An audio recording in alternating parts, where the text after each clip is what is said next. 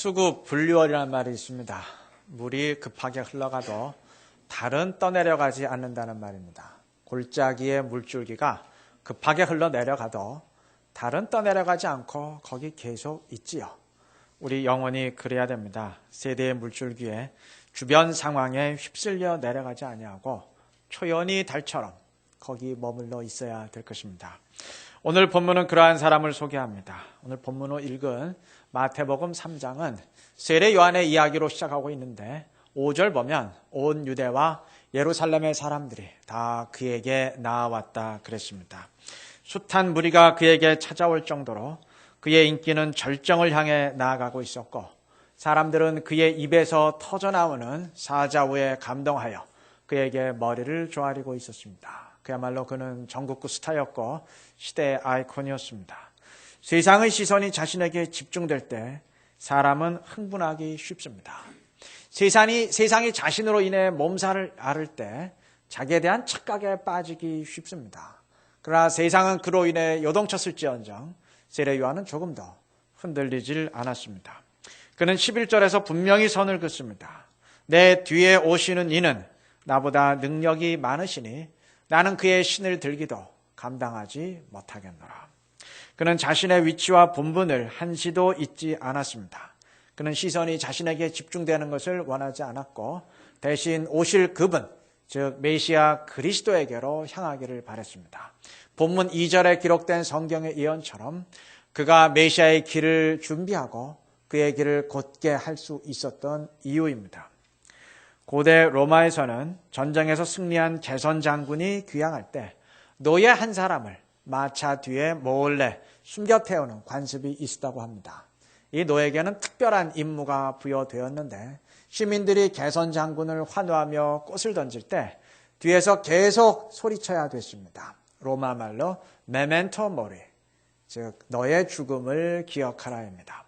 너 역시 언젠가는 죽게 될 인간에 불과하니 네가 신이라고 착각하지 말라는 말입니다. 대중의 열렬한 환호를 받게 되면 사람은 무의식 중에 자기가 인간이 아니라 신이라는 착각에 빠질 수 있습니다.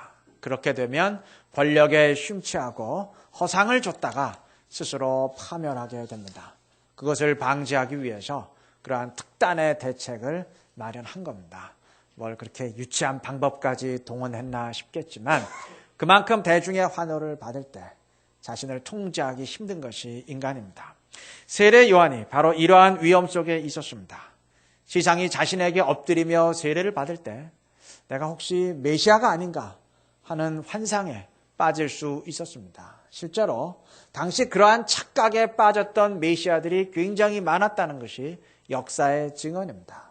세례 요한도 그럴 수 있었습니다. 아니 특히 그럴 수 있었습니다. 그럼에도 그가 가짜 메시아가 아닌 예수님의 예비자, 준비자로 남을 수 있었던 이유는 주변의 물결에 흔들리지 않는 맑은 영혼을 지녔기 때문입니다. 우리 모두에게 이러한 모습이 필요합니다. 목사는 이런저런 이유로 괜찮다는 평가를 받기 시작했을 때, 자기 설교를 칭찬하는 사람들이 늘어나기 시작했을 때 이 세례 요한의 모습을 꼭 기억해야 됩니다.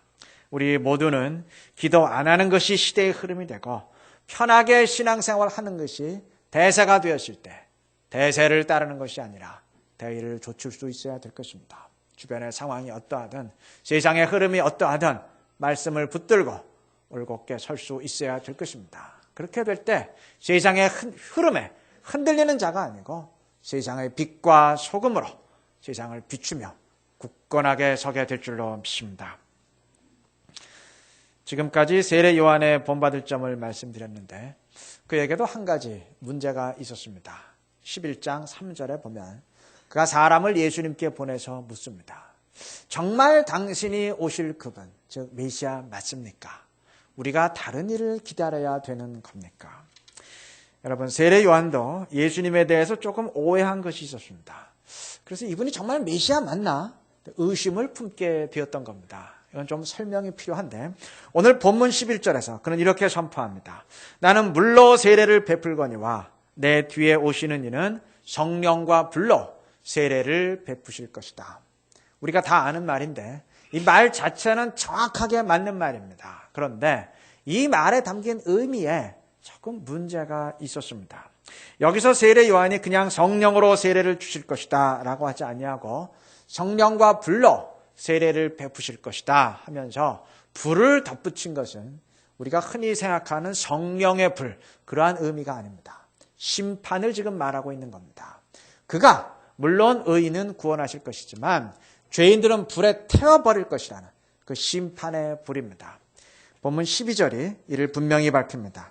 알곡은 모아 곡간에 들이시고 쭉정이는 꺼지지 않는 불에 태우시리라. 이 불이 문제였어요. 아니, 목사님 뭐가 문제입니까? 예수님도 심판의 불을 분명히 말씀하시지 않으셨습니까? 예, 맞아요. 주님도 동일한 메시지를 선포하셨습니다. 그러나 주님이 말씀하신 심판은 세상 마지막 날의 일입니다. 그 전까지는 용서와 회복을 선포하시는 겁니다. 반면 세례 요한에게 심판이란 메시아가 오심과 동시에 일어나는 일입니다. 그러하기에 그는 본문 10절에서 도끼가 이미 나무 뿌리 위에 놓였다고 말한 겁니다. 이제 그분이 오시기만 하면 당장의 죄인들을 찍어버리고 심판하실 것이라는 경고입니다. 이건 세례 요한뿐만이 아니라 그 당시의 바리새인들도 동일하게 지니고 있었던 생각입니다. 세례 요한이 예수님에 대해 의아했던 이유가 이 때문입니다. 이제 메시아가 왔으니 죄인들에 대한 철저한 응징과 심판이 있을 것이다 기대했는데 오히려 예수님은 죄인들을 영접하시고 사랑을 베푸시는 겁니다. 심지어 죄인 중에 죄인이라 여겨지는 세리까지 영접하시고 제자로 삼기까지 하시는 겁니다. 세례 요한에게 이는 충격이었습니다. 아니 이럴 수가 있나. 혹시 가짜 메시아가 아닐까 당황하게 되었던 겁니다. 최소한 이 부분만큼은 그도 당시의 사고방식, 즉 율법적인 마인드를 벗어나질 못했습니다. 그래서 예수님도 누가복음 16장 16절에서 율법과 선지자는 세례 요한의 때까지라고 말씀하셨던 겁니다. 즉 그도 훌륭한 사람이긴 했지만 그러나 아직까지 율법 시대의 마인드를 벗어나지 못하고 그 끝자락에 있었다는 말입니다. 자, 그러면 율법 시대와 은혜 시대의 차이가 무엇인가요? 즉 세례 요한과 예수님의 차이가 무엇입니까? 그것은 격려와 경고의 차이입니다. 자율과 속박의 차이입니다. 여러분 세례 요한도 본문 2절에서 회개하라 천국이 가까웠다고 외쳤고 주님도 동일한 메시지를 선포하셨지만 그 의미가 조금 달랐습니다. 세례 요한이 선포한 회개는 일종의 경고 내지는 협박입니다. 회개하라. 안 그러면 너희들 다 불에 던져질 것이다. 도끼에 찍혀버릴 것이다. 라는 협박입니다. 반면 주님이 선포한 회개는 격려입니다. 회개하라. 그러면 그 어떤 흉악한 죄인도 다 용서받고 천국의 주인공이 될 수 있다 하는 격려입니다. 메시지는 동일한데 뉘앙스가 다른 겁니다. 우리말도 그렇지 않습니까? 똑같이 학생에게 공부해라 말해도 너 공부해라. 안 그러면 몽둥이로 두드려 맞는다. 그럼 협박이 될 수도 있고 공부해라. 그럼 너도 얼마든지 잘할 수 있다. 이러한 격려가 될 수 있는 거 아니겠습니까?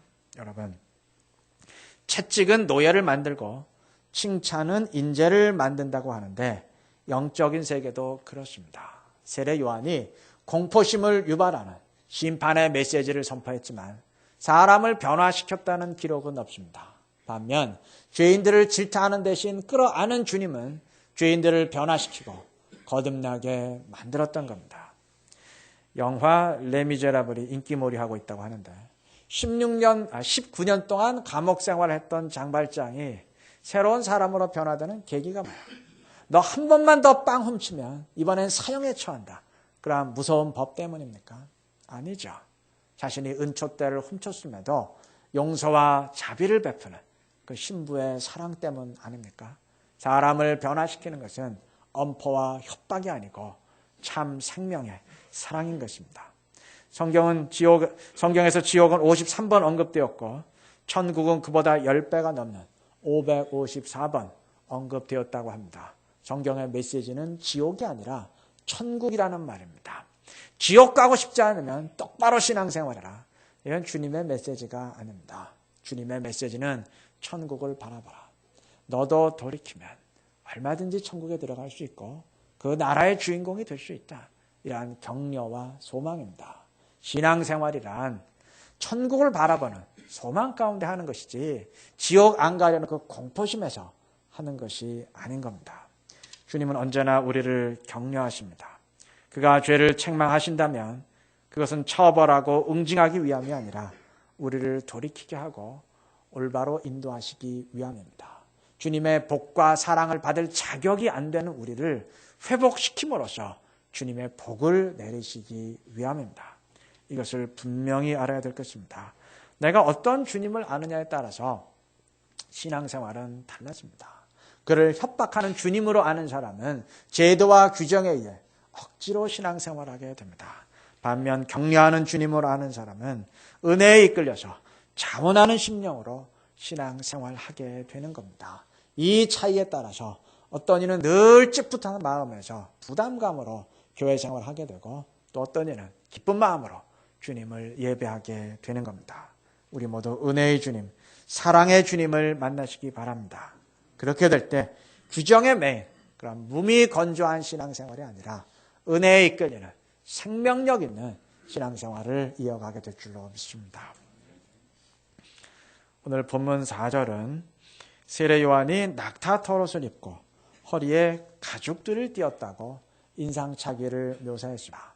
성경이 한 사람의 외모를 이처럼 소개하는 것은 다른 복음서에서 보기 힘든 매우 독특한 일인데 그 목적은 세례 요한이 엘리야로 왔음을 암시하기 위한 겁니다. 구약 예언에 의하면 메시아의 날이 이르기 전에 엘리야가 먼저 등장해서 그를 준비하게 되어 있습니다. 주님이 복음서에서 말씀하셨듯이 이 세례 요한이 바로 그 엘리야입니다. 그런데 열왕기하 1장 8절에 의하면 구약 엘리야는 몸에 털이 많고 허리에 가죽띠를 띄었다 그랬습니다. 오늘 보면은 세례 요한이 바로 그 엘리야임을 암시하기 위해서 의도적으로 세례 요한이 그 털옷을 입고 허리에 가죽띠를 띄었다 묘사를 한 것입니다. 자, 그러면 세례 요한이 엘리야로 왔다는 사실이 왜 그렇게 중요한가요? 그건 세례 요한 때문이 아닙니다. 그가 정말 성경이 예언한 엘리야라는 것은 엘리야 맞느냐 하는 것은 그가 예고하고 준비하는 분이 진정 그리스도 맞느냐 하는 것을 결정하는 문제입니다. 세례 요한이 진정한 엘리야라면 그가 예고하고 준비하는 분도 당연히 진정한 그리스도 메시아입니다. 만약 그가 진짜 엘리야가 아니라면 그가 증거하는 예수님 역시 진짜 그리스도가 아닙니다. 가짜 그리스도, 자칭 메시아일 뿐입니다.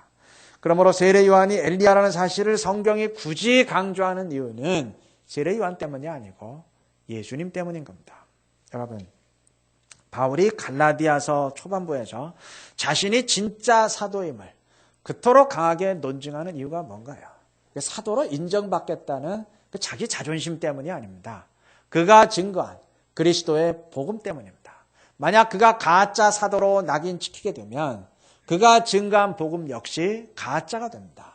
그렇기 때문에 그토록 필사적으로 자신의 사도됨을 논증하고 있는 겁니다. 뒤집어 말하면 바울이 진짜 사도이기에 그가 전한 복음도 참된 것이고 세례 요한이 진짜 엘리야이기에 그가 증거하는 예수님 역시 진정 그리스도인 겁니다. 이 원리는 주님과 나 사이에도 동일하게 적용이 됩니다. 내가 진짜 그리스도인이 될 때 그리스도 역시 진짜 그리스도, 참된 구원자가 됩니다. 내가 가짜라면 주님 역시 가짜 구원자, 가짜 그리스도가 되는 겁니다. 물론 이미 구원받은 우리가 가짜 그리스도인이 될 수는 없습니다.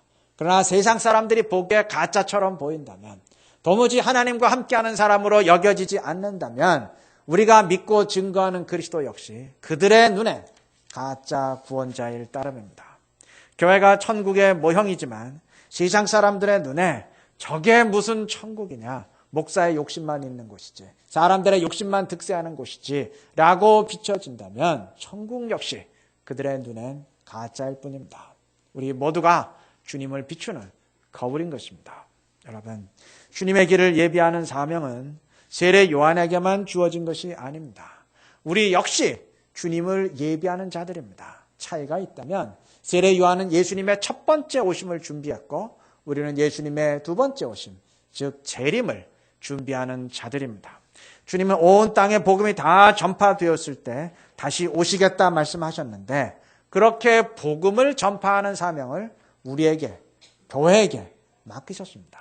즉 우리 모든 그리스도인들과 교회는 그 사명을 감당함으로써 주님이 오시는 날을 준비해 가는 사람들이고 그러한 의미에서 21세기의 세례 요한인 것입니다.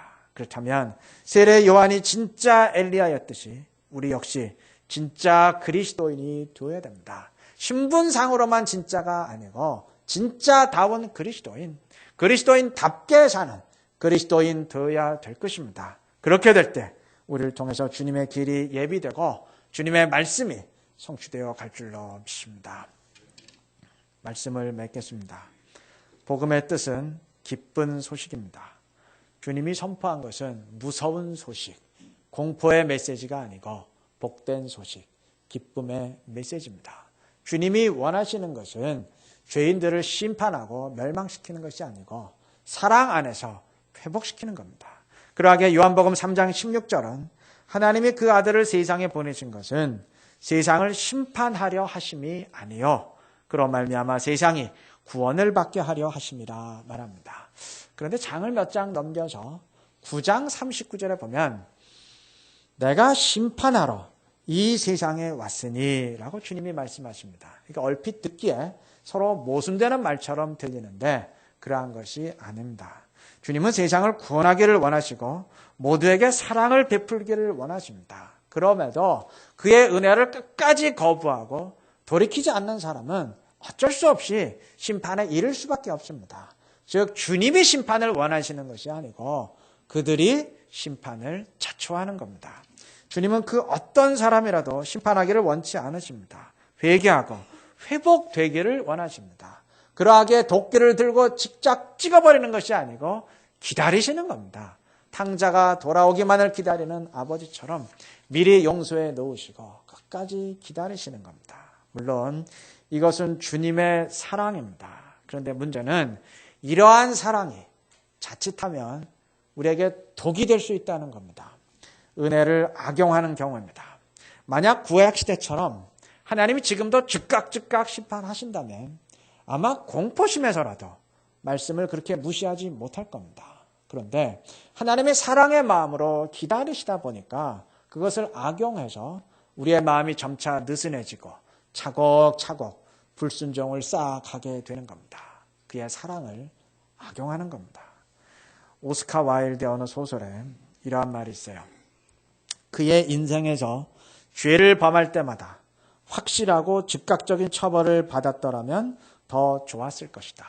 처벌엔 정화가 뒤따르기 마련이다. 우리 죄를 용서하시고가 아니라 우리의 불의를 벌하여 주옵시고 라고 하는 것이 의로운 신에 대한 인간의 기도이어야 했다. 소설의 상황은 굳이 말씀드릴 필요가 없을 것입니다. 우리 명심해야 됩니다. 은혜는 축복이지만 은혜가 악용되면 은혜는 더 이상 복이 아닙니다. 오히려 저주가 되고 복이 되는 겁니다. 신앙이란 저주도 은혜로 바꾸는 것이지 은혜를 저주로 만드는 것이 아닌 겁니다. 자, 그럼 우리가 어떻게 해야 되겠습니까? 세례 요한이 미리 선포한 것처럼 주님은 천국이 가까이 왔다고 선포했습니다. 하나님 나라는 가까이 왔습니다. 물론 아직 완전히 온 것은 아닙니다. 우리가 아직 구원을 완성하고 천국에 들어가 사는 것은 아니지 않습니까?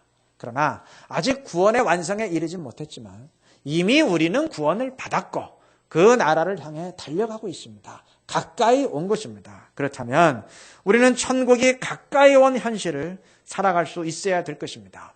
천국의 현실이란 주님과 함께하는 것인데 예수님 이전의 율법 시대에는 즉 천국이 아직 멀었던 시기에는 성령을 통해서 주님과 함께할 수 없었습니다. 그때 성령은 특별한 경우에 특별한 사람에게만 부어졌기 때문입니다. 그러나 천국이 가까운 오늘 은혜 시대에는 누구에게나 성령을 부어주십니다. 즉 누구든지 주님과 함께하면서 천국의 현실을 미리 맛보며 살아갈 수가 있는 겁니다. 그렇다면 우리는 막연히 그의 나라를 기다리는 그 천국이 먼 시기에 사람들로 살 것이 아니고 주님과 함께하면서 천국이 가까운 현실을 살아가야 될 것입니다. 그러한 사람들이 곧 은혜 시대의 특권을 누리는 지혜로운 사람들입니다. 주님이 동일한 은혜를 베푸셔도 동일하게 은혜 시대를 맞이하면서도 어떤 이는 그 은혜를 악용해서 나태함에 빠지는가 하면, 그래서 은혜도 독으로 만드는가 하면, 또 어떤 이는 그 은혜를 선용해서 주님의 그 천국을 미리 누리는 축복 가운데 거하는 겁니다. 우리가 어떤 길을 택해야 되겠습니까? 굳이 물어볼 필요도 없는 질문이죠. 우리 모두 기도의 제단을 쌓으면서 임마누엘의 주님과 늘 함께 하시기를 바랍니다. 그래서 늘 주님과 함께 하면서 천국이 가까운 삶, 그 나라의 축복에 미리 참여하는 복된 우리 모두가 되시기를 주님의 이름으로 축원합니다.